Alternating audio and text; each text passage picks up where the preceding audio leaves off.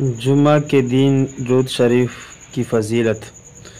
अबू दाऊद शरीफ, इब्न माजा शरीफ और मुस्नद इमाम अहमद बिन हम्बल और सुनन कुबरा निसाई में एक हदीस शरीफ मनकूल है जिसमें अन हज़रत सल्लल्लाहु अलैहि वसल्लम ने जुम्मा के दिन कसरत से दुरूद शरीफ पढ़ने की बड़ी अहमियत के साथ फ़जीलत बयान फरमाई है। आपने फरमाया कि जुम्मा का दिन सबसे अफजल तरीन दिन है। इसी में अल्लाह ताला ने हज़रत आदम अलैहिस्सलाम को पैदा फरमाया और इसी में उनकी वफ़ात हुई और इसी दिन क़यामत का शोर पहुँचा जाएगा और इसी दिन क़यामत कायम होगी।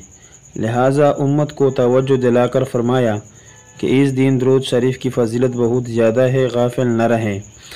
और आप सल्लल्लाहु अलैहि वसल्लम ने फरमाया कि उम्मत जो दुरूद पढ़ती है वो मेरे सामने पेश किया जाता है।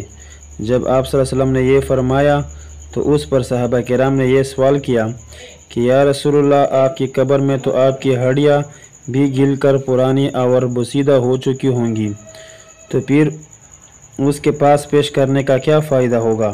तो इस पर आप सल्लल्लाहु अलैहि वसल्लम ने फरमाया कि हज़रात अंबिया अलैहिस्सलाम के अजसाद को अल्लाह ताला ने ज़मीन और मिट्टी पर हराम कर दिया है, वो अपनी जगह क़यामत तक सही सालिम रहेंगे।